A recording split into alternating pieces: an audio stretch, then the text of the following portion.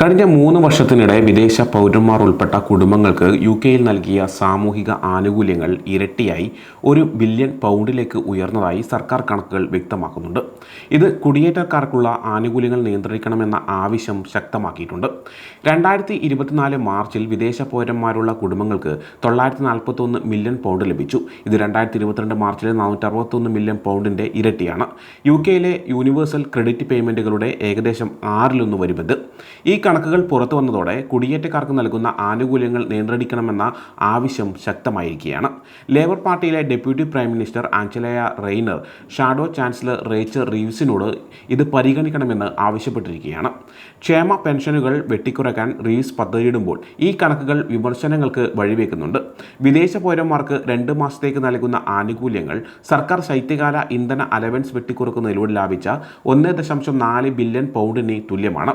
അഭയാർത്ഥികൾക്ക് അഭയം നൽകുന്നതിലും കുടിയേറ്റം വർദ്ധിച്ചതിലുമാണ് ഈ കുതിച്ചുചാട്ടത്തിന് കാരണമെന്നാണ് വിദഗ്ധർ പറയുന്നത്. മുൻ ടോറി ആരോഗ്യമന്ത്രി നീൽ ഓബ്രിയൽ ടെലിഗ്രാഫിൽ എഴുതിയ ലേഖനത്തിൽ ആനുകൂല്യങ്ങളിലെ വർധനവും കുടിയേറ്റത്തിൻ്റെ വളർച്ചയും വളരെ കൂടുതലാണെന്നും സർക്കാർ ഇത് മാറ്റാൻ കാര്യമായൊന്നും ചെയ്യുന്നില്ലെന്നും പറയുന്നുണ്ട്. യുകെയിലെത്തിയാൽ താമസിക്കാൻ അനുവദിക്കുമെന്ന് കുടിയേറ്റക്കാർക്ക് അറിയാവുന്നിടത്തോളം കാലം കൂടുതൽ ആളുകൾ വന്നുകൊണ്ടേയിരിക്കുമെന്നും സോഫ്റ്റ് ടച്ച് ക്ഷേമരാഷ്ട്രം ഇതിനെ കൂടുതൽ വഷളാക്കുന്നുണ്ടെന്നും അദ്ദേഹം കൂട്ടിച്ചേർത്തു. മാഞ്ചസ്റ്റർ സിറ്റി കൗൺസിലിൻ്റെ മുൻ നേതാവും ലേബർ പാർട്ടിയുടെ പ്രധാന നേതാവുമായ ഗ്രഹാം സ്ട്രിങ്ങർ വിദേശികൾക്ക് ഇത്രയധികം പണം നൽകുന്നത് രാജ്യത്തിൻ്റെ സാമ്പത്തിക സ്ഥിതി പരിഗണിച്ച് മുൻഗണനയായി കാണേണ്ടതില്ലെന്ന് അഭിപ്രായപ്പെട്ടു. കുടിയേറ്റക്കാർക്ക് യൂണിവേഴ്സൽ ക്രെഡിറ്റ് ലഭിക്കുന്നത് ബുദ്ധിമുട്ടുണ്ടാക്കാൻ NHS ഉപയോഗിക്കുന്നതിന് കൂടുതൽ ഫീസ് ഈടാക്കണമെന്നും സ്റ്റേറ്റ് പെൻഷൻ ലഭിക്കുന്നത് നിയന്ത്രിക്കണമെന്നും റെയ്നർ റീവ്സിനോട് ആവശ്യപ്പെട്ടതായി റിപ്പോർട്ടുകളുണ്ട്.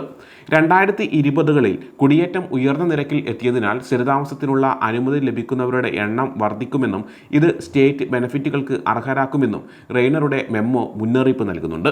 വിവരാവകാശ നിയമപ്രകാരം ഡിപ്പാർട്ട്മെൻറ്റ് ഓഫ് വർക്ക് ആൻഡ് പെൻഷൻസിൽ നിന്ന് ലഭിച്ച ഡാറ്റ പ്രകാരം വിദേശ പൗരന്മാർക്ക് നൽകുന്ന യൂണിവേഴ്സൽ ക്രെഡിറ്റിൻ്റെ തുക ഒരു വർഷത്തിനുള്ളിൽ ഏകദേശം 30% വർദ്ധിച്ച് മാർച്ചിൽ £726 മില്യൺ നിന്ന് £941 മില്യൺ ആയി.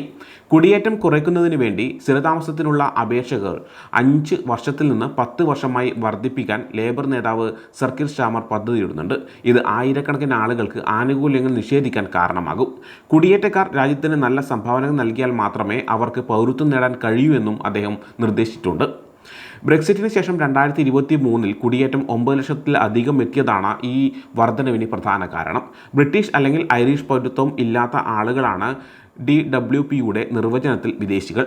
ഹാബിറ്റുവൽ റെസിഡൻറ്റ് ടെസ്റ്റ് പാസ്സായ വ്യക്തിക്ക് മാത്രമേ ആനുകൂല്യങ്ങൾ ലഭിക്കൂ. ഇത് യുകെയിൽ താമസിക്കാൻ അവകാശമുണ്ടെന്നും സ്ഥിരമായി താമസിക്കുന്ന വ്യക്തിയാണെന്നും ഉറപ്പാക്കുന്നു.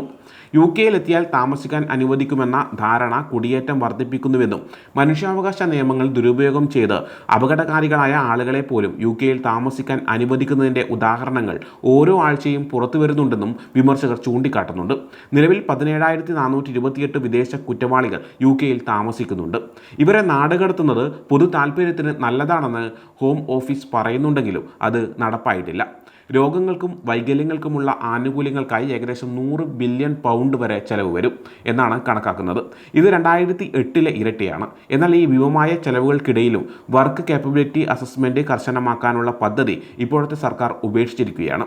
കൂടാതെ 2 കുട്ടികളിൽ കൂടുതൽ ഉണ്ടെങ്കിൽ ആനുകൂല്യം നൽകില്ല എന്ന നിയമം മാറ്റാൻ സർക്കാർ പദ്ധതിയിടുന്നതും പ്രതിവർഷം £3.5 ബില്യൺ വരെ കൂടുതൽ ചെലവിന് വഴിവെക്കും. ക്ഷേമ ചെലവുകൾ കൂടുന്നതും ചെറിയ ബോട്ടുകളിൽ ആളുകൾ കൂട്ടമായി വരുന്നതും ഒരേ രീതിയിലുള്ള ചിന്താഗതിയുടെ ഫലമാണെന്ന് വിമർശകർ പറയുന്നു. പ്രധാനമന്ത്രി ഒരു മനുഷ്യാവകാശ അഭിഭാഷകനായതുകൊണ്ട് നിയമങ്ങൾ അനുസരിക്കുന്നവരുടെ ബില്ലുകൾ ഉയർന്നുകൊണ്ടേയിരിക്കുമെന്നും അവർ ചൂണ്ടിക്കാട്ടുന്നുണ്ട്.